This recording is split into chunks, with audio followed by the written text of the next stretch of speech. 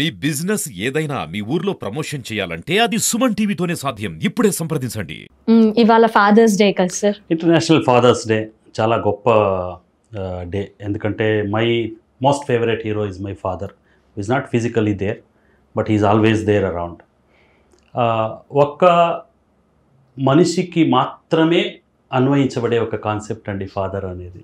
జంతువుల్లో లేదు, తల్లి మాత్రమే ఉంది జంతువు. అవును అవును, బిడ్డనికి అనేది తల్లి అని అంటాం. చాలా కష్టం అనేటప్పుడు అనుకుంటాను, ఎందుకురా మనిషికి మాత్రం ఈ పరికల్పన ఇచ్చారు. మొత్తం జంతువులకి తల్లులే కదా, అవును, తండ్రి లేదు, తండ్రి లేరు. కరెక్ట్. కానీ మనిషి జాతికి మాత్రమే ఉండేటటువంటి ఒక పరికల్పన తండ్రి. కరెక్ట్. చాలా గొప్పదండి. తల్లి ఎవరు, తండ్రి ఎవరు, జనని జనకులు ఎవరు, పేరెంట్స్ అంటే ఎవరు, వీళ్ళు పేరెంట్స్గా మారడం ఎలా, ఈ తరానికి చాలా ఇంపార్టెంట్ సార్. పేరెంటింగ్ అనేటటువంటి ఒక చాలా సంకీర్ణ పరికల్పన, సంకీర్ణ సమస్య. దాని గురించి ఈరోజు మాట్లాడుకుందాం.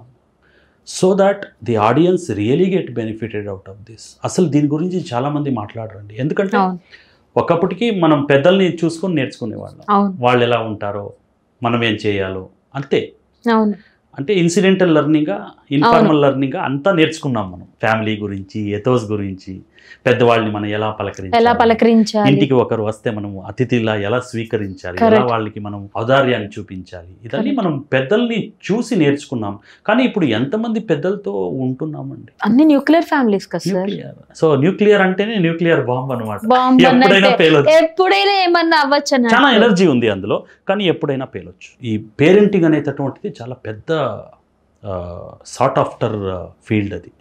ఎందుకంటే you don't need to do anything except living a married life to become father and mother.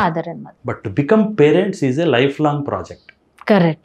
Sadhguru చెప్తారు ఒక చోట్లో, మీరు పిల్లలు కన్నారు, మీకు కావాలో వద్దో కన్నారు, సో మీరు జనని జనకులు అయిపోయారు, తల్లి తండ్రి అయిపోయారు, పేరెంట్స్ కాలేదు. అవును, పాలన అనే. కానీ ఏమంటారంటే ఫాదర్ మదర్ అంటే పేరెంట్సే కదా కాదు అని అంటారు. కాదండి. మరి ఎవరైతే జన్మాన్నిచ్చారో, ఎవరైతే కన్నారో వాళ్ళు జనని జనకులు, తల్లి తండ్రి అంటే ఫాదర్ మదర్ అయిపోయారు. పేరెంట్స్ అయ్యేది అంటే ఇప్పుడు ఒక మొక్కను నేను ఎక్కడ పెడితే నేను గార్డెనర్ అవుతానా? చాలా మంది ఇంటర్నేషనల్ ఎన్విరాన్మెంట్ డే రోజు ఒక పెద్ద అతను క్యాంపస్కి వచ్చినప్పుడు ఒక మొక్కను పెట్టి వెళ్తారు. అవును, కానీ గార్డెనర్ కాదు కదా. అతని యొక్క బాధ్యత ఏంటి? ఎవరు చూసుకుంటారు దాన్ని? కదా, గార్డెనర్ కదా. పేరెంటింగ్ అంటే గార్డెనింగ్ అండి. Okay, your A gardener. భూమి మీదకి తీసుకురావటమే కాదు, వాళ్ళని మొక్క పెడితే మీరు తల్లి తండ్రి అంటే you have become biological father and mother. బిడ్డ పుడితే చాలండి, మీరు ఫాదర్ మదర్ అయిపోయారు. మనం అనుకుంటాం బాధ్యత అక్కడి నుంచి ప్రారంభమవుతుంది. నిజమైన పరీక్ష ప్రారంభమయ్యేది అక్కడి నుంచి. మీరు పెళ్లి చేసుకున్నారు, పిల్లల్ని కనేశారు, అంతే అయ్యింది. దాని తర్వాత so if everything is going well, it's a 20-year project. If something is going wrong, 20 years and sir ఇంకా ఎక్కువ, మినిమం 20 year ప్రాజెక్ట్. ఎందుకంటే 2021, 22కి మ్యారేజెస్ అవుతాయి. సో అట్లీస్ట్ వాళ్ళు జాబ్కి వెళ్తారు. అలా ఇప్పుడు లేదండి, ఒక 24 years దాకా మీరు సపోర్ట్ చేయాలి. అవును, కరెక్ట్. ఓకే, ఒక 25 సంవత్సరాల ప్రాజెక్ట్ అనుకుందాం. 25 ఏళ్ల ప్రాజెక్ట్, మంచి టైటిల్ అండి ఫిల్మ్కి.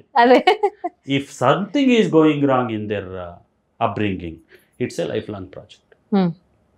ఎందుకంటే ఏదో ఒక మంచిది చేస్తే వ్యక్తి, ఏ తల్లిదండ్రులు కన్నారయ్యా నిన్ను, ఏ మాస్టర్ నీకు పాఠాలు చెప్పారు అంటాం. అలాగే చిన్న తప్పు చేసిన ఎవరికి పుట్టాము, ఎవరు నేర్పారు దీనికి అడుగుతామా లేదా? సభ్య సమాజం, నాగరిక సమాజం అడుగుతాం. కాబట్టి పేరెంటింగ్ అనేటటువంటిది కనడానికన్నా చాలా విస్తృతమైన స్కోప్ ఉండేటటువంటి కాన్సెప్ట్ అండి. పెంచే విధానం, పెంపకం. ఈ రోజు టాపిక్ వచ్చి పెంపకం. ఎందుకంటే పెంపకమే ఖచ్చితంగా ఒక వ్యక్తిని వ్యక్తిత్వంగా మారుస్తుంది.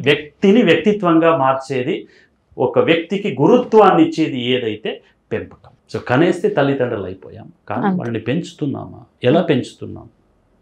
దీని గురించి చాలా చాలా సమస్యలు ఉన్నాయండి ఈ రోజులో. ఎందుకంటే మనం వ్యక్తులు మాత్రమే పెంచడం లేదు, భారతం యొక్క భవిష్యాన్ని పెంచుతున్నాం. అవును. సో కాబట్టి చాలా తీక్ష్ణంగా మనం దీని గురించి తపన పడాలి, ఆలోచించాలి. మన మరి ఇప్పుడు బాధ్యత ఏ విధంగా పెంచాలని అంటారు? ఏ విధంగా పెంచాలంటే దానికి ముందు ఒక పెంచడం అంటే ఏంటి? ఒక చెట్టు ఉంది, చెట్టు వేసాం, ఏది వేస్తున్నాం అది పెరగడానికి? చెట్టు పెరిగిపోతుంది అలాగే? లేదు, దానికి కావాల్సిన వాటర్ ఇస్తాము, మినరల్స్ ఇస్తాము, మెన్యూర్ ఇస్తాము, వేస్తాము, ఎరువులు పలకరించాలి కదా, వేస్తాము. దాంతో మనం పలకరించాలి కదా అప్పుడప్పుడు. అవును. చాలా మంది పేరెంట్స్ కి టైం లేదండి పలకరించడానికి. జాబ్స్ ప్రయారిటీస్ తెలియదు నాకు, కానీ your biggest priority should be your child. లేదంటే ఎందుకు తీసుకొచ్చారు అతన్ని? అడిగాడు వాళ్ళు అంటారు, ఇప్పుడు పేరెంట్స్ అంటారు మేము అలా కష్టపడి సంపాదిస్తేనే కదా వీళ్ళకి మంచి స్కూల్స్ మంచి భవిష్యత్తు ఇవ్వగలుగుతాము. కావాలండి, సంపాదన కావాలండి, but there should be a limit for everything. Time is your biggest internal resource, care is your biggest internal resource, compassion is your biggest internal resource which you need to shower on the child. ఎందుకంటే what a child does not get he can seldom give it later. ఒక వ్యక్తికి తన చిన్నప్పుడులో బాల్యంలో ఏదైతే దొరకదో ఆ యొక్క అనుభూతి లేదు కదా అతనికి. సో పెద్దవాడు అయ్యాక ఎలా ఇవ్వగలడు దాన్ని? అవును. So you will be also mechanical ఉంటారు. సో వాళ్ళు మరొకరికి టైం ఇవ్వాలి, మీకు టైం ఇవ్వాలంటే మీరు టైం ఇవ్వండి, క్రమశిక్షణ ఇవ్వండి. ఫ్యామిలీ రోల్ చాలా గొప్పదండి. ఇందులో అన్ని మనం స్కూల్స్ నేర్పలేరండి. పాఠాలు చెప్పగలరు, పరీక్షలు చేయగలరు, కొద్దిగా డిసిప్లిన్ కానీ చాలా నేర్చుకున్నది మమ్మల్ని చూసి, పేరెంట్స్ ని చూసి. మనం చేసేది ఒకటి చెప్పేది ఒకటి చేస్తే అతడు దాన్నే నేర్చుకుంటాడు. అవును, చాలా చాలా క్యాజువల్ అండి ఇవి.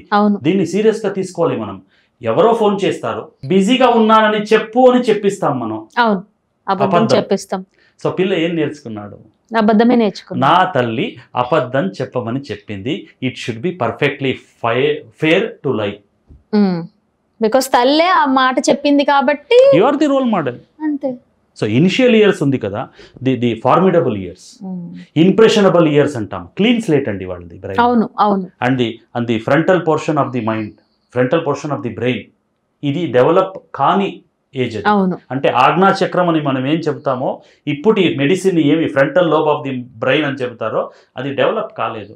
సో మీరు ఏదైతే రాస్తారో అదే మిగిలిపోతుంది అంటారు కదా. పిల్లలది ప్లెయిన్ స్లేట్ లాంటిది, మనం ఏది రాస్తే వాళ్ళు అదే గుర్తుపెట్టుకుంటారు. పిల్లలే దేవుళ్ళు అండి, ఎందుకంటే వెరీ వెరీ ఇగ్నోరెంట్. అవును, పట్టించుకోరు, ఇన్నోసెంట్.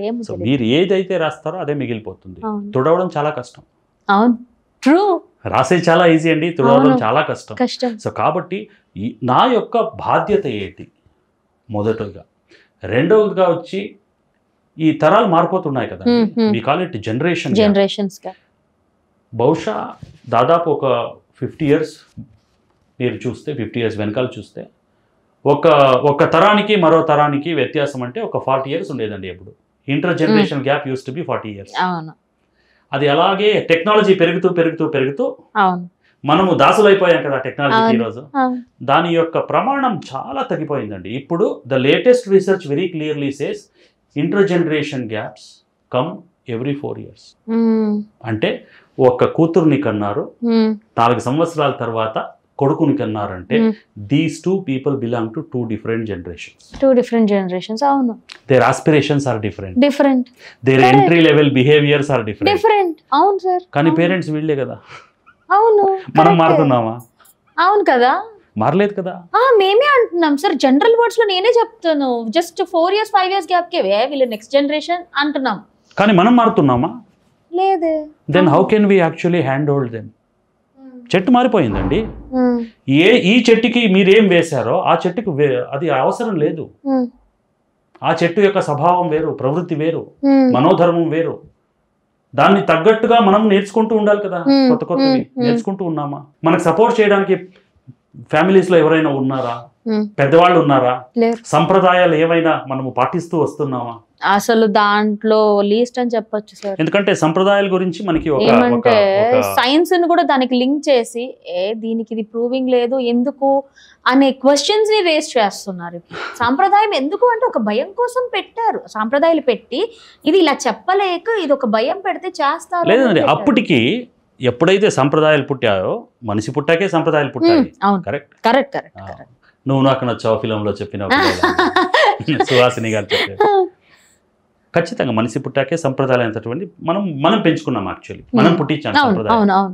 కానీ సంప్రదాయం అనేటటువంటిది ఒక ఆచారం, దాని వెనుక ఒక విచారం ఉంది. అప్పటికి విచారం చెప్తే అర్థం చేసుకునేటటువంటి ఒక సామర్థ్యం లేదు. కాబట్టి దైవం, దేవుడు, భయం అనే దాన్ని బట్టి ఈ ఆచారాలని పాటిస్తూ ఉండు, బాగుంటుంది. విచారం నీకు ఆటోమేటిక్ గా నీకు అర్థం అవుతుందో లేదో కానీ నీలో ఉంటుంది అనేటటువంటి ఒక కాన్సెప్ట్ లో దీన్ని పెట్టారండి. మనం చాలా ఇప్పుడు ఎడ్యుకేటెడ్ జమానాలో ఉంటున్నాం కదా, తెలుసుకోండి విచారం ఏమేని. అది తెలుసుకోకుండా దేనికో దానికి లింక్ చేసి ఇది దానికి ఇది కాదు అని లాజిక్ మాట్లాడుతున్నారు సార్. ఇప్పుడు చాలా గొప్ప గొప్ప మంది రచయితలు అండి, పెద్ద పెద్ద జ్ఞానపీఠ అవార్డీస్ అండి, బ్రతుకంతా ఈ విచారాల గురించి పెద్దగా పోరాటాలు చేసిన వాళ్ళే పోయేటప్పుడు రాసిపోయారండి, నాకు ఇలాగే అంత్య సంస్కారం చేయండి, సంప్రదాయాల్ని పాటించండి, రాసిపోయారండి. వాళ్ళకన్నా గొప్పవాళ్ళండి మనం, అంతే కదా.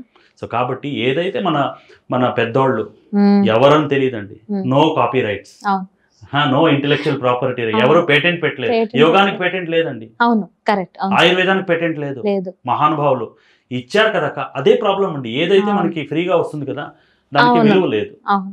ఇప్పుడు మనకి నార్మల్ మెడిసిన్స్ అలోపతి తీసుకునేదానికి హోమియోకి వాటికి లేదు, ఎందుకంటే ఇక్కడ 10 రూపాయలకి వస్తుంది, ఆడ 1000 రూపాయలకి వస్తుంది. The most importantly nobody have time, quick fix కావాలి. కరెక్ట్. నేను వెళ్ళాను, నేను ఇంకా టోకెన్ తీసుకోవడానికి ముందే నా మసాలా దోశ రెడీగా ఉండాలి. కరెక్ట్.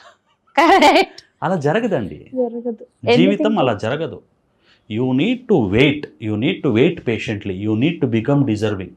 అది కావాలి అంటే దీన్ని మనము యువతరాలకి నేర్పాలి. మనమే ఫాస్ట్ ఫుడ్లో ఉంటూ వాళ్ళకి పేషెన్స్ ఎలా నేర్పగలం? సో పెంపకం అనేటటువంటిది చాలా గొప్ప పెద్ద క్షేత్రం, చాలా చాలా సంకీర్ణమైన ఒక కాన్సెప్ట్. ఇప్పుడు ఉండేటటువంటి పేరెంట్స్కి చాలా ఒక పెద్ద సమస్య అండి. ఇప్పుడు దానికి మీరు ఎలా చేయమంటారు పేరెంటింగ్? ఫస్ట్ అండ్ ఫార్మోస్ట్ ఏది నా బాధ్యత, నేను ప్రయారిటీ. ఈరోజు పేరెంట్ అంటే ఏమైంది తెలుసా అండి మీకు? PAYRENT అయిపోయింది. పేరెంట్. స్కూల్ కి అడ్మిషన్ చేశాను, ఫీజు కడుతున్నాను, my role ends, my responsibility is done. Parenting, parent. నేను ఇందాక అదే అన్నాను సార్, పెంపకం అంటే ఏంటి మరి ఇన్ని బాధ్యతలు తీసుకుంటున్నాం కదా. కాదండి, బాధ్యతలు తీసుకోవాలి, ఎందుకంటే ప్రపంచం అడగలేదు మిమ్మల్ని. కరెక్ట్. పుట్టిన కొడుకు కూతురు కూడా అడగలేదు మిమ్మల్ని. మొదటిగా వచ్చి మనం దీన్ని నేర్చుకోవాలండి. పేరెంట్ అంటే ఎవరు, తల్లిదండ్రులు అంటే ఎవరు? ఎవరైతే ఒక గార్డెనర్గా ఆ ఒక మొక్కుని బాగా పోషిస్తారో, కావలసినవి ఇస్తారో, అది ఇటువైపు అటువైపు వెళ్ళేటప్పుడు కట్ చేస్తారో, చెప్పి కట్ చేయాలండి, అలాగే కట్ చేసేది కాదు, వాళ్ళని పేరెంట్ అంటారు.